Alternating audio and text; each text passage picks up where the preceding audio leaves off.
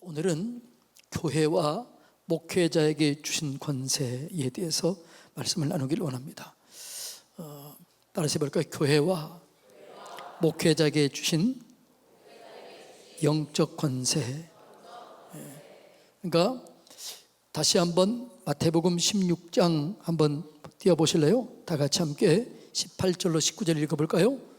또 내가 내게 이르노니 너는 베드로라. 내가 이 반석 위에 교회를 세우리니 음부의 권세가 이기지 못하리라. 내가 천국 열쇠를 내게 주리니 내가 땅에서 무엇이든지 매면 하늘에서도 매일 것이요 내가 땅에서 무엇이든지 풀면 하늘에서도 풀리리라. 아멘. 자, 하나님은 교회의 권세를 줬는데 메고 푸는 권세를 교회에게 준 거예요. 근데 교회는 어디에 교회가 세워지나요? 바른 신앙 고백 위에 세워지는 거죠. 저는 그리스도시요 살아계신 하나님의 아들입니다 라고 고백할 때 이 신앙 고백이 중요하죠. 이 신앙 고백 위에 교회가 세워지는 거예요. 교회는 하나님의 자녀들의 모임입니다. 그래서 하나님의 자녀들에게는 권세가 주어지게 되고 그 자녀들이 모이는 교회니까 얼마나 권세가 크겠어요. 그러니까 우리 교회의 권세는 정말 큽니다. 메고 푸는 권세가 교회에 있는 거죠. 그러니까 이 권세를 교회에게 줬고 그 교회를 또 이끌어가는 목회자에게 준 거예요. 또 여러분에게도 함께 주셨기 때문에 오늘 이 원리를 잘 깨달으면 여러분들이 놀라운 승리를 이끌어가게 될 줄로 믿습니다. 우리는 누구나 승리할 수 있는 능력이 있습니다. 승리할 수 있는 완벽한 조건을 가지고 있습니다. 왜냐하면 예수님이 이미 승리하셨기 때문에 예수의 승리가 내 승리가 되는 것이죠. 네. 그래서 이 자녀에게는 권세가 주는데 뭐라고요? 영접하는 자, 곧 그 이름을 믿는 자들에게는 하나님의 자녀가 되는 뭐가 줘요? 권세가 주어지는 거죠. 그러니까 하나님의 자녀가 되면 권세가 따라오게 돼 있어요. 이 권세를 알고 믿고 활용하는 자는 언제 어디서나 승리를 이뤄요. 이 권세를 모르면 속아서 내가 가지고 있는 능력이 무엇인지도 모르고 썩히며 그렇게 살게 되는 거죠. 나중에 알면 어떻게 해요? 통곡하게 되겠죠. 와, 이렇게 큰 능력이 있음에도 불구하고 내가 이것을 사용하지 못했구나. 이런 안타까움을 나중에 안타까움을 가지고 부르짖을 거예요. 여러분, 우리에게는 영적 권세가 있습니다. 그런데 이 권세를 우리가 누리기 위해서는 내 권세가 아니고 자녀의 권세예요. 하나님이 우리 아버지가 돼야 돼요. 하나님 우리 아버지가 된다는 얘기는 하나님께 모든 고난을 위임하는 거예요. 여러분의 가정에서 여러분의 가정의 주인이 하나님이 되시면 하나님께서 여러분을 책임져 주실 줄로 믿습니다. 그러니까 여러분의 자녀, 여러분의 건강, 여러분의 방, 여러분의 모든 곳에서 하나님을 모셔드려야 돼요. 그리고 그 하나님이 주인 되도록 우리가 자리를 내어드려야 될 줄로 믿습니다. 그래서 요한계시록 3장 10절에 뭐예요? 내가 문 밖에 서서 두드리노니 누구든지 내 음성을 듣고 문을 열면 내가 그에게로 들어가 그로 더불어 먹고 그는 나로 더불어 먹으리라. 이 말은 내 안에 주님을 모시고 주님이 주인 되게 해야 돼요. 주님이 주인 된다는 얘기는 모든 것 하나님께 고난을 이양하는 거예요. 맡기는 거예요. 하나님은 우리가 맡기지 않으면 역사할 수 없어요. 그래서 우리가 늘 얘기했던 것처럼 물이 변해서 포도주가 될 때 예수님께서 뭐라고 그래요? 내 때가 이르지 아니했습니다. 나와 무슨 상관이 있나이까? 예수님의 때는, 예수님의 기적의 때는 예수님과 상관이 있어야, 내 문제가 예수님의 문제로 바뀌어져야만 예수님이 일하실 수 있고 예수님이 기적을 경험하게 되는 것이죠. 그래서 우리는 교회에서, 가정에서 하나님께 맡겨드려야 될 줄로 믿습니다. 예. 여러분은 맡겨드리나요? 여러분의 자리, 여러분의 리모컨, 컴퓨터, 화면, 다 주님께 맡겨드리면 하나님께서 그 가운데 역사를 이루실 줄로 믿습니다. 핸드폰, 그러니까 우리는 다 이걸 누구 중심으로 살아요? 내 중심으로 살잖아요. 그러니까 주님이 개입할 시간이 없는 거예요. 그러니까 우리가 하나님을 믿음에도 불구하고 주님께 맡기지 않은 부분은 주님이 역사할 수 없기 때문에 우리 속에 어려움과 혼란이 여전히 있게 되는 거죠. 맡기면 그때부터 하나님께서 여러분을 책임져 주시고 보장해 주실 줄로 믿습니다. 핸드폰을 맡기세요. 컴퓨터를 맡기세요. 삶을 맡기세요. 식당을 맡기세요. 자녀를 맡기세요. 맡기는 순간 하나님이 그때부터 일하는 거예요. 아무리 하나님이 능력 있고 권세가 있음에도 불구하고 맡기지 않으면 하나님은 역사할 수가 없어요.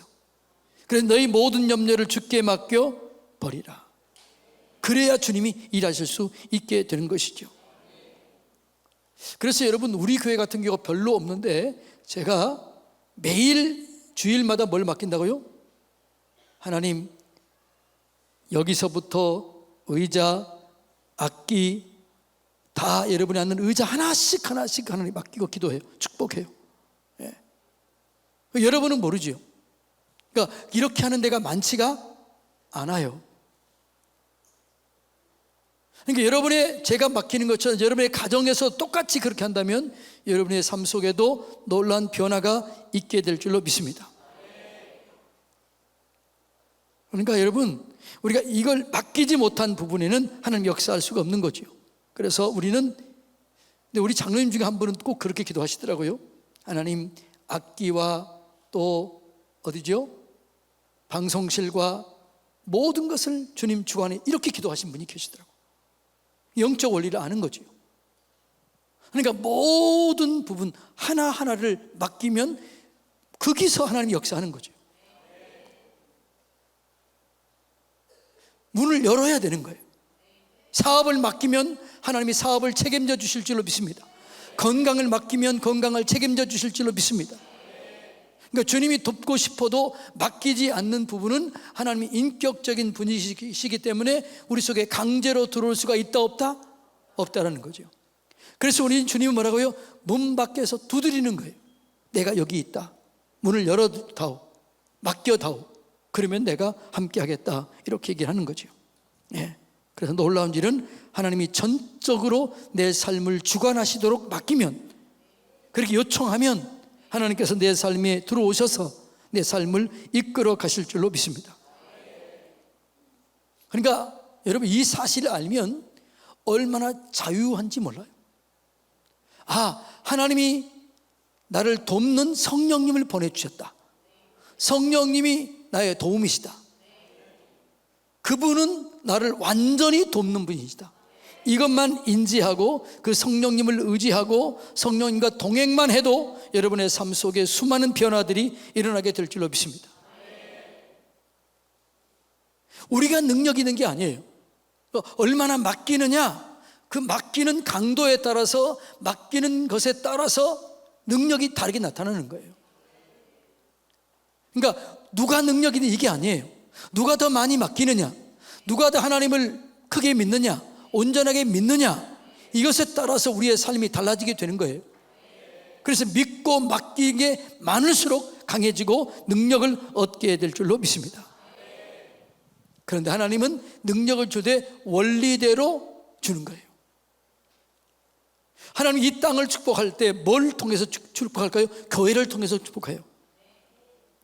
그리고 교회를 세우도록 누구를 보내주셔야 하나님이요? 주의 종들, 목회자를 세우셨어요. 그 목회자와 성도들이 합력할 수 있도록 세웠는데, 이 원리를 잘 깨닫고 자기에게 맡겨진 사명들을 잘 감당하면 교회가 든든하게 세워지게 되고, 교회를 통해서 여러분 이 지역이 살아나게 되고 나라가 살게 될 줄로 믿습니다. 여러분, 우리 서산 성결교회가 이 서산 지역에서 가장 큰 영향력을 끼치는 교회가 될 수밖에 없어요. 왜 우리 서산 성결교회가 서산에서 가장 큰 영향력을 끼칠 수 있을까요? 인원수가 많기 때문에요? 아니에요. 교회가 크기 때문에요? 아니에요. 성도가 많기 때문에요? 아니에요. 우리 교회가 서산 지역을 위해서 날마다 기도합니다. 우리 교회만이 매주 목요일 날 옥로병에 올라가서 서산 지역을 축복하며 서산 지역을 기도하고 영적 주도권을 잡고 있는 게 우리 교회예요. 그래서 우리 교회가 영향력을 끼치는 거예요. 이 믿음으로 반응하고 있는 거잖아요. 또 어느 교회가 큰 교회냐? 인원수가 많이 모이는 교회가 큰 교회가 아니에요. 하나님의 영적 원리에 따라서 이 지역에서 영적 주도권을 잡고 있는 교회가 큰 교회예요. 근데 그 영적 주도권을 누가 잡고 있다고요? 우리 교회가 갖고 있는 거예요. 우리 교회처럼 매주 올라가서 기도하는 교회가 없어요. 우리 교회처럼 매일 새벽마다 서산 지역을 중보하며 서산 지역의 어둠의 세력을 결박하며 그 영혼을 풀어 자유케 하려는 그런 교회가 없어요. 이해가 되나요? 여러분이 서산 지역을 축복하고 충청도를 축복하고 나라를 축복하면, 열방을 축복하면 여러분이 그렇게 쓰임받게 될 줄로 믿습니다. 그러니까 우리의 믿음의 분량대로, 믿음의 크기대로 쓰임을 받게 되는 거예요. 그런데 교회는 이걸 맡겨줬다는 거죠. 영적 권세를 줬다는 거죠. 그러니까 이 영적 권세를 알고 이 목사님이 그 지역에서 영적 권세를 알고 깨닫고 이 말씀을 적용하면 그 교회가 그 지역의 영적 권세를 주도하게 되고 하나님은 그 교회를 통해서 하나님의 일을 이루어 주실 줄로 믿습니다. 이걸 우리가 알아야 돼요. 그래서 여러분, 이걸 목사님들이 알고 연합하게 되면 그 지역에 부흥이 일어나게 되는 거예요. 그래서 우리가 이 작년부터 뭘 했지요? 당신도 행복했으면 좋겠습니다. 이걸 연합했잖아요. 아마 영적 기류가 바뀌어질 거예요. 서산이 더 축복을 받을 거예요. 우리가 기도하는 만큼, 믿는 만큼, 영적으로 적용하는 만큼 우리가 더 귀하게 쓰임받게 되는 거예요. 할렐루야. 그런데 그 교회의 영적 권세가 있고 그 교회 목회자에게 그 영적 권세가 가장 강하게 주어지는 거예요. 저는 이 영적 권세를 알고 바르게 사용하는 목회자 중에 하나입니다. 근데 이걸 모르는 목회자들이 수없이 많아요. 이걸 알고 그걸 권세를 사용하면 그 목회자도 하나님께 쓰임받게 되고 영광을 경험하게 될 줄로 믿습니다. 그러니까 한 지역에 영향력 있는 교회가 되면 그 교회 목회자에게 그런 권세를 주는 거예요. 그런 권세를 주어서 제가 선포하는 대로 돼요. 말하는 대로 돼요. 성도들도 그렇지만 서산 지역도 그렇게 돼요. 제가 주문진 성결교회가 주문진의 가장 큰 교회는 아니었습니다. 그런데 그 주문진 성결교회에서 그 영적 권세를 가지고 우리 교회가 기도했습니다. 주문진 성결교회 여러분 가면 알겠지만 그 앞에는 7번 국도가 지나가기 때문에 다 술집들이 많았어요. 우리가 기도했습니다. 술집은 무너질지어다. 술집이 병원으로 바뀌더라고요. 농업 출장소로 바뀌더라고요. 영적 권세가 교회에 있는 거예요. 그 교회 구성원이 여러분이에요. 저예요. 그러니까 우리가 이 영적 권세를 알고 이 담임 목회자와 여러분과 함께, 부목사와 함께, 우리 장로와 함께 이 영적 권세를 알고 적용하게 되면 우리 교회는 놀라운 영향력을 끼치게 되는 거예요. 제가 늘 기도하잖아요. 우리 성도님들이 상권, 물권, 관권, 행정권, 교육, 문화, 의료계, 금융계를 장악하도록 기도하잖아요. 이제 머지않아 우리 교회에서 시장, 국회의원, 시의원, 국장 이런 사람들이 나오게 될 것입니다. 아직은 시의원 두 명밖에 없더라고요. 제가 홍성에서 똑같이 기도했습니다. 하나님, 물권, 관권, 행정권, 교육, 문화, 의료계, 그때는 금융계는 안 했어요. 장악하게 해주세요. 그렇게 기도했더니 지금 군수 어느 교회일까요? 홍성교회예요. 국장, 무슨 과장, 다 거기 누구예요? 홍성교회 출신. 제가 있을 때 판사, 검사 다 우리 교회 나왔어요. 우리 교회, 지금 우리 교회 아니죠. 홍성교회 나왔었어요. 그 전에는 100 몇십 년 된 감리교회 나갔었어요. 영적 주도권을 가지고 있으면 하나님은 그 교회를 쓰시는 거예요. 그러니까 우리 교회가 영적 주도권을 가지고 기도하면 우리 교회에서 쓰임받는 사람들이 나오게 되는 거예요. 이 자녀들이 그렇게 되는 거예요. 그게 교회에 주는 권세예요. 메고 푸는 권세를 교회에게 준 거예요. 이 신앙 고백이 위해 내 교회를 세우리니 음부의 권세가 이기지 못하리라. 메고 푸는 권세를 주겠다라는 거죠. 여러분, 우리 교회가 그 권세가 있는 거예요. 여러분이 그 권세를 가지고 있는 거예요. 믿습니까? 믿거나 말거나 사실이에요. 그런데 목회자에게 선봉에 설 수 있는 권한을 준 거예요. 그래서 목회자는 영적 권한이 크게 큰 것과 마찬가지로 책임이 있고 사명도 큰 거예요. 심판도 큰 거예요. 그래서 두려운 거예요. 그래서 목회자는 아무나 되면 안 되는 거죠. 그래서 목회자에게 주는 경고들이 있어요. 디모데전서 3장 2절 한번 읽어볼까요? 그러므로 감독은 책망할 것이 없으며 한 아내의 남편이 되며 절제하며 신중하며 당정하며 나그네를 대접하며 가르치기를 잘하며, 이것이 자격 중에 하나예요. 그런데 그 중에 뭐라고요? 책망할 것이 없어야 된다. 가정에서 남편과 아내 사이에서 절제하며 신중하며 단정하며 나그네를 대접하며 가르치기를 잘하며, 아무나 되면 안 되는 거죠. 야고보서 3장 1절 읽어볼까요? 너 형제들아, 너희는 선생된 우리가 더 큰 심판을 받을 줄 알고 선생이 많이 되지 말라. 여기는 목회자와 교회 지도자들을 얘기하는 거예요. 목회자에게 권한이 많으면 많을수록 하나님의 책망이 있고 심판이 있는 거죠. 그래서 제가 함부로 하면 안 되는 거예요. 제가 만약 영적 실수를 하거나 그러면 파장이 훨씬 커요.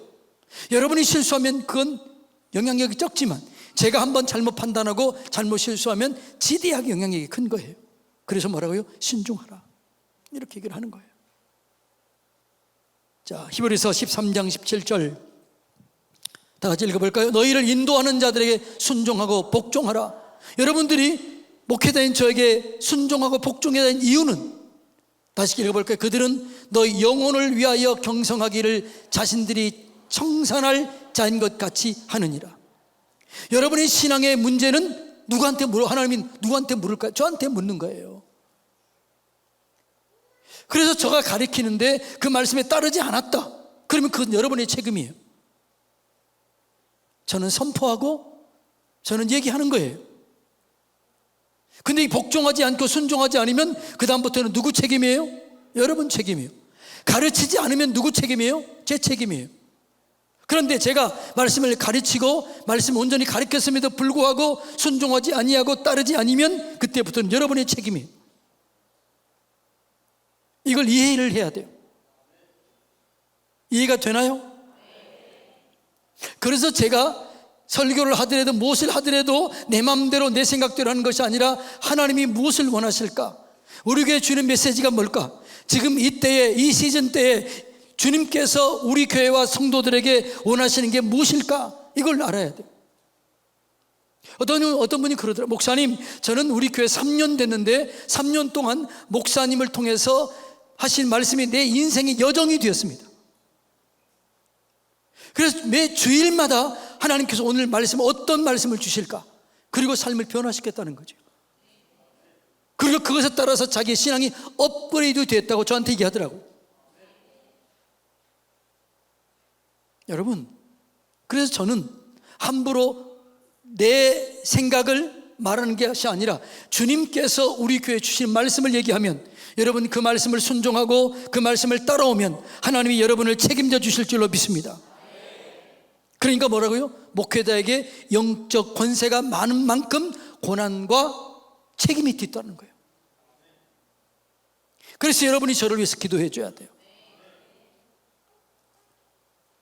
백성들이 죄를 범했을 때 그 죄를 용서할 수 있는 주도적인 역할을 한 사람이 영적 지도자였어요. 자, 백성이 어려움에 있을 때 모세의 기도가 이렇게 합니다. 출애굽기 32장 7절로 14절 읽어볼까요? 여호와께서 모세에게 이르시되 너는 내려가라. 내가 애굽 땅에서 인도하여 낸 내 백성이 부패하였도다. 그들이 내가 그들에게 명령한 길을 속히 떠나 자기를 위하여 송아지를 부어 만들고 그것을 예배하며 그것에게 제물을 드리며 말하기를 이스라엘아 이는 너희를 애굽 땅에서 인도하여 낸 너희 신이라 하였도다. 지금 송아지를 가지고 말하고 하나님이라고 얘기한 거예요.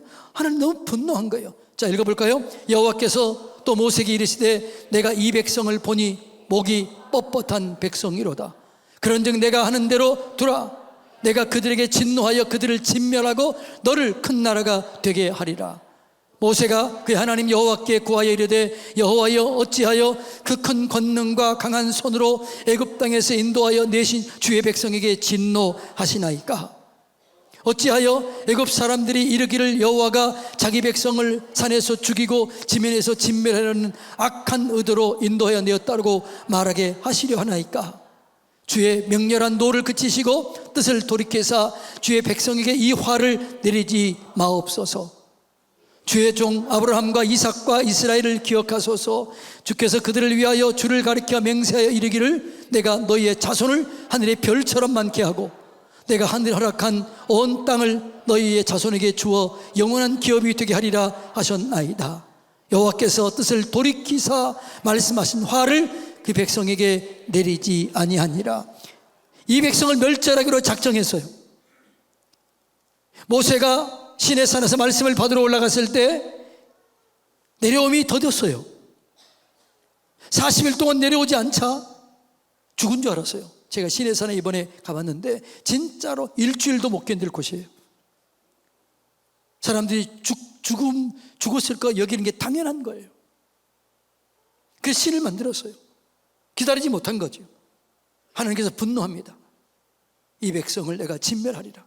모세가 중보 기도 드려요. 하나님, 이 백성을 구원해 주세요. 이 백성을 공의히 여겨 주세요. 말씀을 기억하시고 돌이켜 주세요. 하나님이 뜻을 돌이켰다는 거예요. 이거 지도자의 역할이에요. 지도자의 영적 영향력이고 영적 권세예요. 반대로 아간 한 사람이 이스라엘 전체를 어렵게 했던 일도 성경은 얘기하고 있습니다. 그래서 여러분, 교회는요 지도자가 바르게 세워지면 부흥이 오게 돼 있어요. 여러분이 가장 성도 개인 한 사람 한 사람도 너무너무 중요합니다. 그런데 그 교회의 지도자, 영적 지도자가 중요합니다. 지도자가 바르게 세워져야 그 성도를 바르게 이끌어가게 되고, 그리고 그 교회가 든든하게 세워져 가게 되는 거예요. 그래서 지도자가 세워지게 되면 부흥이 오는 거예요. 사도행전 6장 5절로 7절 읽어볼까요? 온 무리가 이 말을 기뻐하여 믿음과 성령이 충만한 사람 스데반과 또 빌립과 브로고노와 니가노르와 디몬과 바메나와 유대교에 입교했던 안디옥 사람 니골라를 택하여 사도들 앞에 세우니 사도들이 기도하고 그들에게 안수하니라.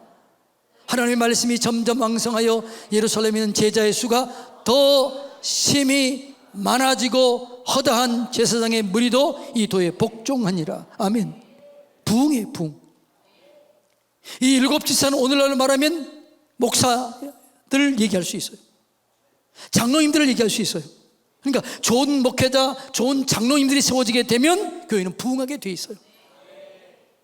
반대로 좋은 목회자가 세우지 아니하고 좋은 지도자가 세우지 않으면 교회는 어려움을 당할 수 있다는 거예요. 그래서 누구든지 선생 되지 말라 이렇게 얘기를 해요. 그래서 여러분들이 저와 우리 부교육자와 장로님들을 위해서 정말 기도해 줘야 될 것은 우리가 바르게 세워져야 돼요. 목회자의 역할은 말씀과 기도에 전념해야 돼요. 이것 외에 다른 것 하면 교회가 흔들려요. 장로님들 위로하고 격려하고 칭찬하고 재정을 분배하고 또 이런 일들, 그리고 우리 성도님들을 물론 목회도 돌이켜야 되지만 장로님들의 역할이 뭐예요? 위로하고 칭찬하고 격려하고 세워주는 이걸 통해서 세워주는 거죠. 목회자의 가장 큰 역할은 뭐예요? 말씀과 기도예요. 그런데 오늘날은 약간 목회자들이 성도들 돌보는 일들까지 하니까, 특별히 우리나라 목사들은요, 미국 목사들은 설교를 몇 번이에요? 하루에? 일주일에 한 번, 두 번 정도 해요. 근데 우리는 설교 너무 많잖아요.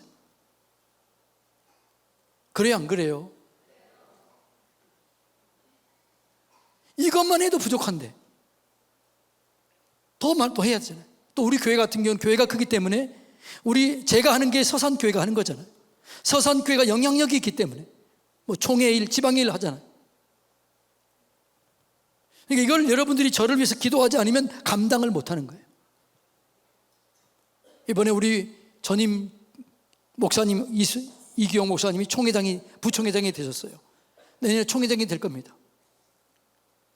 그렇게 바쁘게 선거운동 하는데 몸이 건강한 거예요. 어떻게 건강하냐? 그랬더니 운동 기간 동안 성도님들이 집중적으로 기도했더니 피곤이 풀려지게 되고, 운동하면서도 교회는 부흥되고 하나님의 영광을 경험하게 되더라는 거예요. 역할 분담이 잘 되는 거예요. 할렐루야. 그러니까 교회 지도자가 바르게 세워지게 되면 반드시 부흥이 오는 것입니다. 그래서 목회자의 하는 일은 6장 4절 읽어볼까요? 우리는 오로지 기도하는 일과 말씀 사역에 힘쓰리라 하니. 분리가 돼야 돼요. 그러니까 목회자가 말씀과 기도에 전념해야, 그렇게 해서 하나님의 음성을 들어야 여러분이 영원히 살아나게 될 줄로 믿습니다. 영이 살면 그때가 살아나게 되는 거죠. 그게 교회가 부흥이 되는 거죠. 예. 그래서 목회자는 영적 감각이 있어야 돼요. 시대를 분별하는 해안이 열려져야 돼요. 그래서 우리 장로님 중에 그렇게 늘 기도하는 분 계시잖아요. 뭐라고 기도해요? 하나님, 시대를 분별하게 해주세요. 영적으로 민감하게 해주세요. 영적 민감성, 영적 분별, 시대를 분별, 이것이 목회자에게 있어야 여러분을 바르게 인도하고 교회를 교회답게 이끌어가게 되는 것이죠. 이걸 위해서 기도해 주시기를 바랍니다. 사단은 목회자를 무너뜨리려고, 죄송하면 지랄 발광을 하고 있어요. 누가요? 사단이 그래요. 사단이 영적으로 무지하게 하는 거예요. 목회자가 영적으로 무지하게 되면 교회는 공격을 받게 돼 있어요. 공격이 무엇인지도 모르고 공격을 받게 돼 있어요. 제가 얘기했잖아요. 제가 전에 목회했던 그 교회, 많이 모였을 때는 95명 정도 이렇게 모였던 교회가 지금은 10명 정도밖에 안 모인다고 그러더라고요. 영적 원리를 모르는 거예요. 공격을 당하는 거예요. 200명 모였던 교회가 50명으로 짜부러들었어요. 영적 원리를 모르는 거예요. 그래서 제가 주문진에 홍성으로 오면서 제 친구한테 얘기했어요. 장로님들이 추천하라고 그래서. 사모님이 기도했는데 안 온다고 그러더라고요. 나중에 그러더라고요. 자기 환상을 봤는데 제가 사단을 목으로 밟고 있더래요. 내가 떠나면 이것이 살아날 것 같더래요. 자기는 감당할 힘이 없을 것 같아요. 그래서 안 왔다고 그러더라고요. 여러분, 영적 원리를 모르면 교회는 영적인 곳이에요. 인간적인 방법을 하면 안 돼요. 영적인 원리를 따라 살면 교회는 부흥되고 영광을 경험하게 될 줄로 믿습니다. 그러니까 사단은 영적 원리에 무지하게 해요. 그래서 교회는 공격을 받은 줄도 모르고 공격을 받고 무너지게 되는 거예요. 너무너무나 안타깝게 되는 것이죠. 영적 권세를 사용하지 못하게 하는 거죠. 음부의 권세가 있음에도 불구하고 이 권세를 이길 수 있는 영적인 해안이 없으니까, 영적 능력이 없으니까 무너지게 되는 거예요. 오늘 수많은 교회들이 이 영적 능력이 없는 거예요. 그래서 무너지는 거예요. 여러분, 교회가 하나님이 주인이라면 무너질까요? 안 무너질까요? 안 무너지는 거죠. 여러분의 삶에 하나님이 주인이라면 여러분의 삶은 무너질까요? 안 무너질까요? 안 무너지는 거죠. 여러분의 가정의 주인이 하나님이라면 여러분의 가정은 무너져요? 안 무너져요? 안 무너지는 거죠. 여러분의 사업장의 주인이 하나님이라면 무너져요? 안 무너져요? 안 무너지는 거죠. 영적 원리를 알아야 돼요. 맡기시기를 바랍니다. 그래서 권세를 사용하지 못하게 하고 권세를 모르게 하는 거예요. 그런데 목회자에게는, 교회가 그 지역을 다스릴 수 있는 권한이 있고, 그 교회에 세워지는 목회자에게는 그 교회를 세울 영적 질서 안에서 세울 수 있는 영적 능력이 주어지게 되는 거예요. 네. 그래서 제가 기도하는 대로 되는 거예요. 내가 능력이 쓰는 게 아닌 거예요. 내가 서산성결교회 담임 목사이기 때문에 제 기도대로 하나님께서 그렇게 움직여 가는 거예요. 근데 제가 망하면 안 되는 거예요. 그래서 제가 판단 잘못하면 안 되는 거예요. 그래서 여러분들이 바르게 기도해줘요. 우리 목사님 바르게 판단하고 바르게 분별하고 바르게 영적 문제를 깨닫게 주시옵소서. 시대를 분별하게 해달라고 그렇게 기도해야 됩니다. 목회자가 알고 이기면 성도는 따라오는 거예요. 목회자가 승리하면 성도의 승리는 따라오게 돼 있어요. 영적 청소가 그래서 우리가 중요한 거죠. 저는 여러분을 위해서 매일 새벽마다 영적 청소합니다. 그리고 여러분이 우리 매일 새벽 기도마다 부교육자들이 여러분 통성 기도할 때 영적 어둠을 제거합니다. 그런데 우리 부교육자들이 주일 아침에 내일부터라도 일찍 가서 자기 기관이 주일학교 학생회 청년회가 기도하는 예배드리는 그곳에 가서 10분 전에 가서 기도한다면, 그 자리에서 기도한다면, 선생님과 함께 기도한다면 영적인 변화가 일어나게 될 것입니다. 이 원리를 알아야죠. 나는 우리 부교육자들이 그렇게 됐으면 좋겠어요. 좀 미리서 가서 영적 청소하고 축복하고, 그러면 영적인 변화가 확연히 느껴지게 되는 거예요. 이 일을 감당하시기를 축복합니다. 사단의 전략이 우리가 이겨내야 되는 거죠. 그래서 장소가 중요해요. 장소. 교회는요, 그래서 시험 드는 장소가 뭐냐? 유아실, 목양실, 헌금을 계수하는 곳. 근데 요즘에는 시험을 어디서 제일 많이 받아요? 주차장. 어떤 분이 그런다고 그러더라고요. 어떤 분은 주차 봉사원 이렇게 한대요. 이렇게 한대요. 이리 오라는 거예요. 이렇게 한대요. 이분들이 무료로 시간 내고 다 봉사하는 분들이에요. 근데 어떻게 이렇게 할 수 있어요? 여러분, 여기는 없고 우리 교회 어떤 분, 그런 사람 제발 없어지기를 축복합니다. 존중하고 인정해야죠. 주차장에서 축복하면 주차장을 위해서 기도해 줘야 돼요. 기도하시기를 주님의 이름으로 축복합니다. 유아실 축복하며 기도하시기 바랍니다. 성가대실 기도하세요. 부교육자들실 기도하세요. 제 목양실 위해서 기도해야 돼요. 장로님들 당회실 위해서 기도해야 돼요. 헌금을 계수할 때 기도해야 돼요. 부모, 어머니 기도실 위해서 기도해야 돼요. 우리 24시간 중보기도실을 매일 기도해야 돼요. 기도가 쌓여지게 되면 우리 교회가 든든하게 세워지게 되는 거예요. 이게 영적 원리예요. 그래서 교회는요, 이 교회는 목회자를 무너뜨리게 하고 성도들이 당을 짓고 분리하게 해서 다투게 하는 거죠. 빌립보 교회가 좋은 교회인데 이 빌립보 교회 문제를 이렇게 얘기를 해요. 빌립보서 4장 1절로 3절 다 같이 읽어볼까요? 그러므로 너희 사랑하고 사모하는 형제들, 나의 기쁨이요 멸관인 사랑하는 자들아, 이와 같이 주 안에 서라. 내가 유오디아를 권하고 순두개를 권하노니 주 안에서 같은 마음을 품으라. 이 말은 무슨 말? 유오디아, 순두개, 유집사, 순집사가 마음이 달랐다는 거예요. 다시 읽어볼까요? 내가 유오디아를 권하고 순두개를 권하노니 주 안에서 같은 마음을 품으라. 또 참으로 나의 명예를 같이 한 내게 구하노니 복음에 나와 함께 힘쓰던 저 여인들을 돕고, 저 여인들이 누구예요? 유오디아, 순두개예요. 아마도 유오디아파, 순두개파가 있었던 것 같아요. 유집사, 순집사가 파가 있는 것 같아요.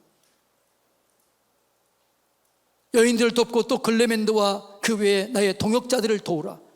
그의 이름들이 생명책에 있느니라. 교회가 무너뜨리기 위해서는 목회자를 무너뜨리려고 서로 싸우고 서로 분리하고 당을 지어서 무너뜨리게 하는 거죠. 누가 교회를 장악하느냐, 이것 때문에 싸워요. 목사가 장악하느냐, 장로가 장악하느냐, 어떤 남존대가 장악하느냐, 이것까지 싸워요.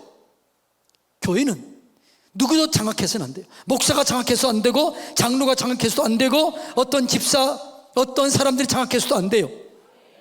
어떤 집안이 장악해도 안 돼요. 어떤 계층 멤버가 장악해도 안 돼요. 성령님이 장악해야 됩니다. 예수님이 장악해야 됩니다. 그래야 교회가 성령의 능력 가운데 든든히 서게 될 줄로 믿습니다. 예. 그래서 여러분, 이 교회가 든든히, 그런 교회가 든든히 세워지는 거죠. 그 교회는 성령님이 주인이 된 거예요. 목사가 주인이 되면 안 돼요. 저를 따르면 안 돼요. 저는 그냥 질서 위에서 제가 담임 목사로 있는 기간 동안 그러는 거예요. 저에게 영적 권세를 주는, 저는 그 역할 잘할 수 있도록 기도해 주면 되는 거죠. 저도 실수할 수 있을까요, 없을까요? 있지요. 그래서 기도해 줘야 돼요. 할렐루야. 그래서 교회를 분리하게 합니다. 나누게 합니다. 성령이 주인공이 되면 교회는 예수님의 이야기로 가득하게 될 줄로 믿습니다. 그러니까 교회는 누구 이야기로요? 어떤 사람의 이야기로 가득하면 안 돼요. 어떤 남전도 회장, 여전도 회장, 어떤 장로님, 어떤 권사님, 어떤 목사님, 그 이야기를 하면 안 돼요. 예수님의 이야기로 가득해야 될 줄로 믿습니다. 우리 교회는 그런 교회가 되기를 축복합니다. 섬김의 경쟁, 기도의 경쟁, 사랑의 경쟁, 축복의 경쟁, 이런 건 좋은 거예요. 시기와 질투, 누가 장악하느냐, 이거 안 돼요. 안 돼요. 하나님은 살아계십니다. 여러분, 누구 심판이 제일 클까요? 우리 교회에서 제 심판이 제일 크겠지요. 여러분보다, 나중에 여러분이 뭐 어떻게 생각할지 모르지만 천국에 가서 서산성결교회에서 제가 재임했던 기간 동안 누구에게 책임을 물을까요? 저에게 책임을 물어요. 뭐 장로님들은 무슨 책임을 물을까요? 담임 목사가 말씀과 기도로 전념하지 못한 게 있다면 그것 책임 물을 거예요. 저에게는 너 왜 내 말씀 순종하지 않았니? 너 네 맘대로 했니? 이거 물을 거예요. 그래서 제가 두려운 거예요. 할렐루야. 그래서 여러분들도 이 하나님을 두려워 떨므로 하나님을 섬기시기를 축복합니다.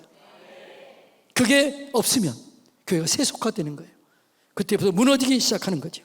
사단이 그런 거예요. 그래서 교회 직분자를 주었습니다. 목사를 주었고, 장로님, 권사님, 안수집사님, 집사님을 주셨습니다. 목사는 뭐라고 해요? 말씀과 기도에 전념해야 돼요. 음성을 듣고 분별해야 돼요. 저분이 하나님의 영인 가지고 있는 사람인지 어둠의 영이 있는지 이걸 분별해야 돼요. 목회자에게 가장 중요한 게 그 분별이에요. 그리고 교회를 바른 길로 이끌어 가야 돼요. 그것은 말씀과 기도를 통해서만 가능해요. 여러분들은 제가 말씀과 기도에 전념하고 하나님의 음성을 듣고 우리 성도들을 하나님의 말씀과 기도로 이끌어갈 수 있는 목회가 될 수 있도록 그렇게 도와야 돼요. 그래서 우리 장로님들은 여기 계시지만 우리 장로님들에게 원합니다. 위로하고 축복하고 격려하고 칭찬해주고 인정해주고 성도들을 그렇게 해준다면 우리 성도님들은 우리 장로님들 때문에 살아나게 될 것입니다. 거기다 플러스 한다면 예배에 참석하면서 모델이 되어준다면 더 좋고요. 권사님들은요, 기도의 자리에 있어야 돼요. 제가 주일 아침에 왔더니 한 장로님이 그때 주일날 예배 안 드리잖아요. 한 장로님이 후다닥 일어나 가시더라고요. 기도하고 계신 거예요. 너무너무나 감사해요. 제가 기도 끝나고 또 일정 때문에 일어나게 되면 우리 권사님, 장로님, 집사님들이 기도하고 있는 분들이 많아요. 사모님들도 기도 많이 하고 있어요. 그분들을 보면 제가 든든해요. 이분들 때문에 교회가 있구나. 이분들 때문에 교회가 세워지고 있구나. 그러니까 교회는, 건강한 교회는 성숙한 중보 기도자들이 많이 있어야 돼요. 중보 기도자들은 보이지 않는 곳에서 영적 전투를 선봉에 서서 하는 자들이에요. 목회자를 공격하는 방패가 되는 거예요. 공격을 막는 방패가 되는 거예요. 그래서 중보 기도자들은 성숙해야 돼요. 그 성숙이 뭐냐? 비밀을 지켜야 돼요. 사람에게 얘기하지 않고 하나님께 얘기하는 거예요. 그런데 우리 교회 훈련되지 않는 분들이, 몇 분들이 그냥 비밀을 얘기한다고 그래요. 그러면 안 돼요. 중보 기도자들은 철저하게 비밀을 지키고 하나님께 얘기하고 하나님께 기도하는 거죠. 예. 그럴 때 교회가 든든히 세워지게 될 줄로 믿습니다. 중보 기도자는 철저하게 사람에게 비밀을 얘기하면 안 돼요. 하나님께 얘기하시기 바랍니다. 하나님께 소통하시기 바랍니다. 하나님이 책임져 주실 줄로 믿습니다. 그러면 우리는 알아요. 아, 내 기도를 들어주셨구나. 하나님 함께 하셨구나. 그렇게 되는 거죠.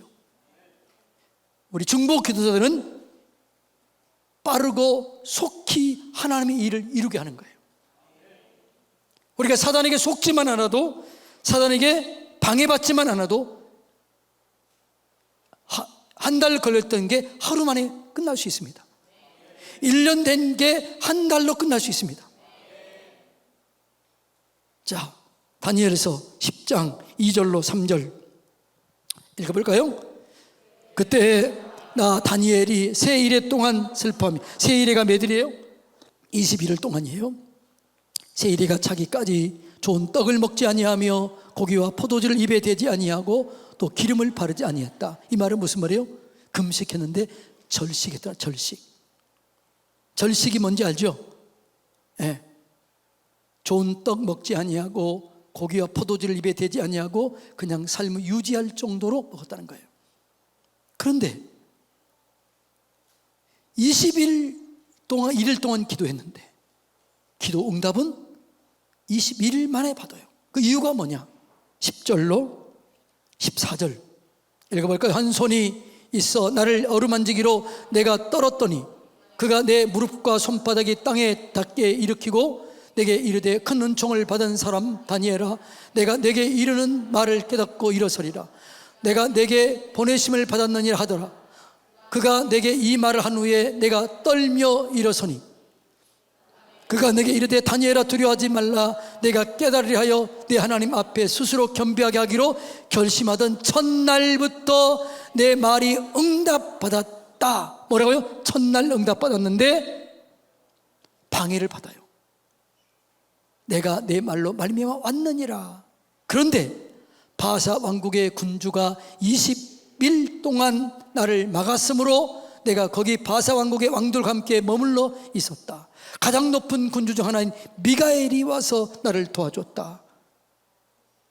바사국은 뭘 상징해요? 사단을 상징해요. 어둠이 방해했다는 거지요. 응답은 첫째 날 왔는데 방해해서 20일 동안 방해해서 못 오다가 21일째 응답을 가지고 와요. 이제 내가 마지막 날에 내 백성이 당할 일을 내게 깨닫게 하러 왔노라. 이는 이 환상이 오랜 후의 일임이라 하더라. 그러니까 다니엘의 기도는 첫날 응답이 왔는데 방해 때문에 응답은 마지막 날 오게 됐다는 거죠. 방해했다는 거죠. 근데 다니엘은 이 방해가 사단이 방해하고 있다는 걸 알아요, 몰라요? 몰랐던 거예요. 만일 다니엘이 사단의 괴계는 파괴될지어다, 어둠은 떠나갈지어다 이렇게 기도했다면 하루 만에 응답되는 거예요. 그래서 우리가 교회가 영적 권세를 가지고 영적 능력을 가지고 기도하게 되면 한 달 걸렸던 일이 하루 만에 끝날 수 있습니다. 1년 된 게 한 달 만에 끝날 수 있습니다. 여러분의 문제가 일주일 걸릴 걸 하루 만에 끝날 수 있습니다. 문제 해결이 한 달 걸릴 걸 하루 만에 끝낼 수 있습니다. 이게 영적 원리를 알면 그렇게 되는 거예요. 사업의 문제가 한 달 걸릴 게 하루 만에 끝낼 수 있습니다. 와, 놀라주세요. 시작. 영적 원리를 하면 그렇게 되는 거예요. 사단의 괴계를 하면 그렇게 되는 거예요. 그리고 교회는 권세가 있는데 교회에서 행해지는 성례전도 중요해요. 오늘 이 얘기를 좀 하려고 합니다. 자, 유아 세례식 너무 중요해요. 세례식 너무 중요해요. 근데 이 기간은 여러분의 자녀와 여러분이 하나님께 드려지는 가장 중요한 인생의 순간입니다. 그런데 이 유아 세례 기도나 여러분의 자녀들이 다시 입교할 때 기도하라고 그러면 너무 형식적인 경향들이 많더라고요. 여러분, 예언적인 선포를 하시기 바랍니다. 여러분의 자녀들이 유아 세례를 받을 때, 여러분의 자녀들이 입교할 때 예언적인 선포를 하면 그대로 되는 거예요. 그러니까 부모들이 이 절호의 기회를 놓치는 게 너무 안타까워요. 그래서 제가 이번에 유아 세례하고 세례 받을 때 얘기했어요. 부모들에게 철저하게 제발 교육하게 해라. 그래서 이 아이들이 유아 세례를 받을 때 이 절호의 기회를 놓치지 말고 철저하게 예언적인 선포를 해서 그 아이들이 그 기도대로, 유아 세례 때 받은 기도대로 그의 삶이 열려지는 그런 은혜를 경험하게 하라. 입교할 때 그렇게 기도하세요. 이게 얼마나 절호의 기회인지 몰라. 그런데 이 절호의 기회를 날려버려요. 여러분이 세례를 받을 때 너무너무나 중요한 순간입니다. 이 너무너무나 중요한 순간 신앙 고백을 하고 하나님께 결단하고 기도하면 하나님께서 그 기도를 들어주실 줄로 믿습니다. 어둠의 세력에게 물어보면요, 이렇게 얘기를 해요. 이 사람이 어느 때 영적으로 가장 능력이 공급되었는가? 세례 때라고 많이 그렇게 얘기해요. 사단이 그렇게 알아요. 우리는 몰라. 교회 성례전 때, 유아 세례 때, 자녀들 입교할 때, 여러분의 세례를 받을 때, 그때 어린이 세례 받을 자기 자신을 강하고 깊게 온전하게 축복하세요. 유아 세례할 때 진짜 예언적인 선포가 그때 이루어지게 되면 그 자녀의 미래가 열려지게 될 줄로 믿습니다. 그래서 이번 유아 세례를 정말 깊이 기도하고 예언적 선포로 어떻게 했느냐? 자, 누가복음 2장 30절로 32절, 예수님이 성전에 들어왔을 때 마치 오늘처럼 유아 세례 같을 때 이렇게 선포했어요. 읽어볼까요? 시작. 내 눈이 주의 구원을 보았사오니 이는 만민 앞에 예비하신 것이요 이방을 비추는 빛이요 주의 백성 이스라엘의 영광이니라. 이방에 비치는 빛이 될 것이고 주의 영광이 될 것이고 하나님의 영광을 그를 통해 나타내게 될 것이다. 짧게 예언적인 선포를 하잖아요. 그런데 그대로 되잖아요. 시몬이 예수님 보고 그렇게 했잖아요. 여러분의 자녀들은 더 깊이, 더 온전하게, 더 구체적으로 하시기 바랍니다. 그런데 보니까 너무너무나 약해요. 모세가 자녀를 축복했던 것을 인용하세요. 이삭이 자녀를 축복했을 때, 아브라함이 축복했을 때 이걸 좀 인용하세요. 그리고 여러분의 자녀들의 미래가 어떻게 되기를 원하는 만큼 예언적인 선포를 하십시오. 그러면 그대로 될 줄로 믿습니다. 예. 그게 우리에게 영적 권세가 있는 거죠. 자녀들을 위해서 축복하세요. 놀라운 일이 일어나게 될 줄로 믿습니다.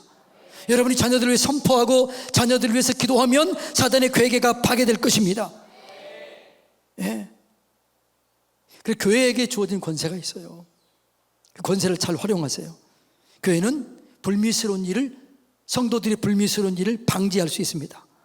보호할 수 있습니다. 그러니까 여러분들이 보호를 받기 위해서 사단의 공격을 미리서 방지하기 위해서는 하나님 전신갑주를 입으세요. 어떤 목사님이 그러더라고요. 한번 물어봤대요. 하나님, 내가 얼만큼 전신갑주를 입어야 됩니까? 그랬더니 뭐라고 그랬을까요? 너 옷 갈아입는 만큼 전신갑주 입어라. 여러분 매일 옷 갈아입잖아요. 그러면 어떻게 해요? 옷 갈아입을 때 매일 전신갑주를 입으십시오. 어떤 목사님이 사단의 공격에 있을 때 그 사단에게 취조에 물어봤어요. 이 사람의 전신갑주는 어디 있느냐? 내 동댕이 쳐 있다. 안 입혀져 있다는 거죠. 마음껏 공격했던 거예요. 전신갑주를 입으시길 바랍니다.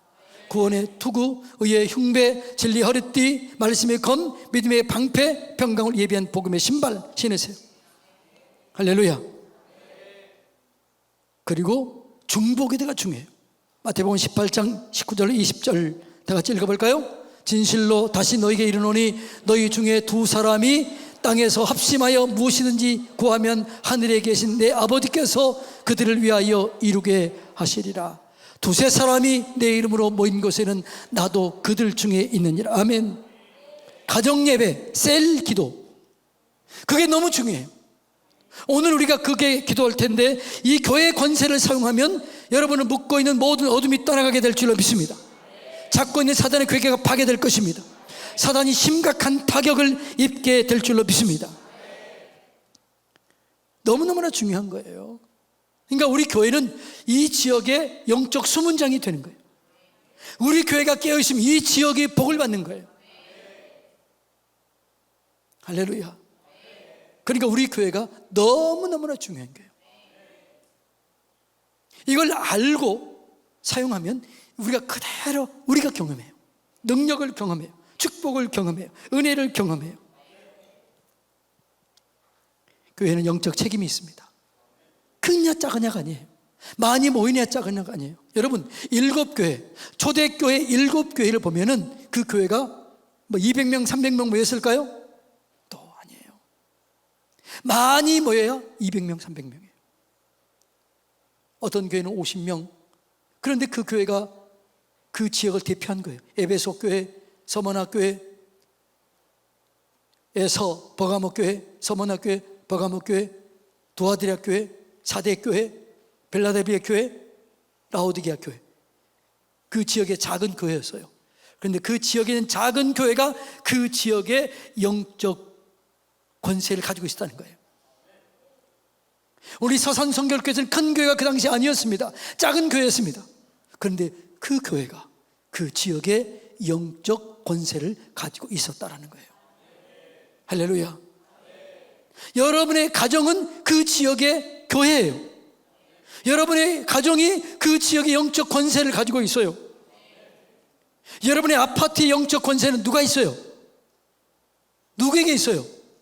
여러분 집에 있는 거죠. 다시 한번, 여러분 아파트 영적 권세는 누구에게 있어요? 여러분 마을의 영적 권세는 누구에게 있어요? 여러분에게 있어요. 그걸 주장하면 되는 거예요. 선포하면 되는 거예요. 그 지역의 축복을 좌지우지하는 게 우리고 나인 줄로 믿습니다. 할렐루야. 그래서 여러분, 근데 교회도요, 공격을 자주 받는 사람이 있어요. 사단은 어떤 사람은 공격 잘 할까요? 영적 원리를 알고 전신갑주를 입고 방지하고 나아가는 사람 공격을 못해요. 공격을 하더라도 회개하고 찬송하고 기도하면 공격이 약해져요. 어떤 사람이요? 어떤 일을 만날 때 우연으로 생각하고, 내가 실수해서, 내가 잘못해서 이렇게 됐다고 생각하는 그런 사람들은 영적 공격을 받음에도 불구하고 공격받은 줄도 몰라요. 모든 일, 우리는 영적 원리에 대해서 생각하고 영적으로 생각하고 방어하고 보호받으면 사업장, 직장, 일터, 자녀, 건강이 하나님의 영광 가운데 열려지게 될 줄로 믿습니다. 그러니까 어떤 일을 만나든 우리는 영적으로 해석할 필요가 있어요. 여러분은 누가 심각하게 마음을 상하게 한다, 영적 공격일 수 있어요. 그 사람을 대하지 마세요. 그 뒤에서 역사하고 있는 어둠을 상대하시기 바랍니다.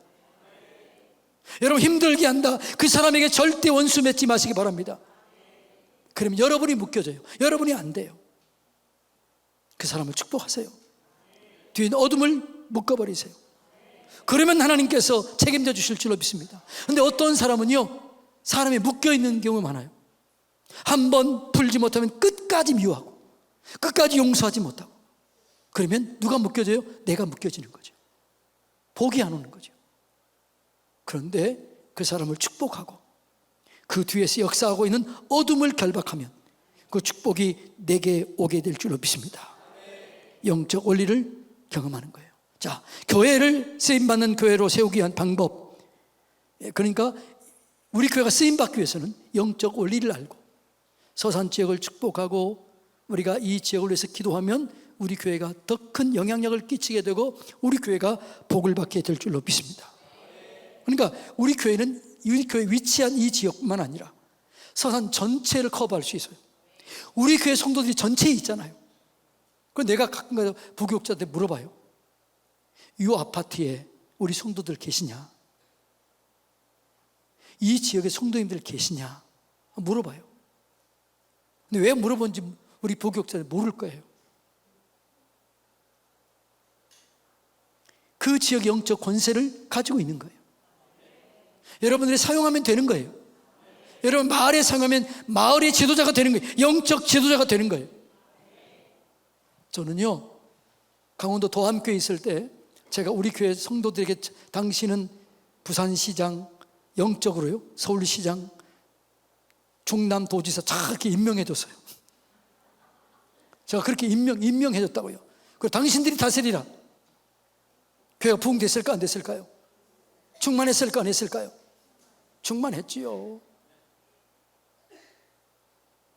여러분이 영적 원리를 깨달으시기를 축복합니다.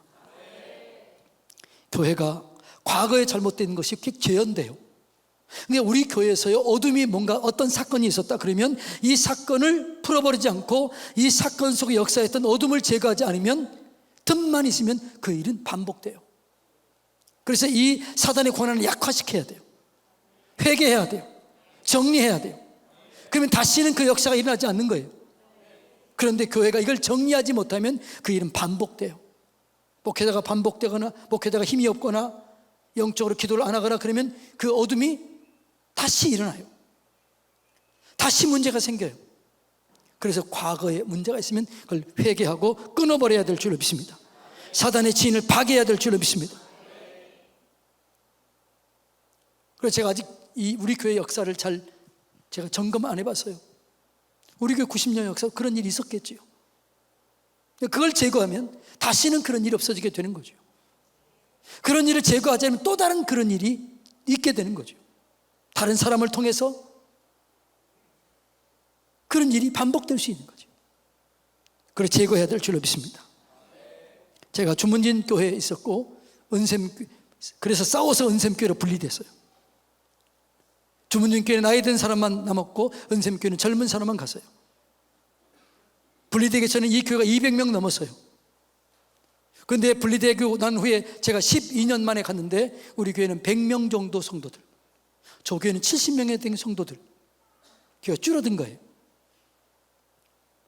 그래서 제가 이 원리를 사용해서 지금 평택 성결교회 주석현 목사님과 함께 얘기해서 이걸 풀자.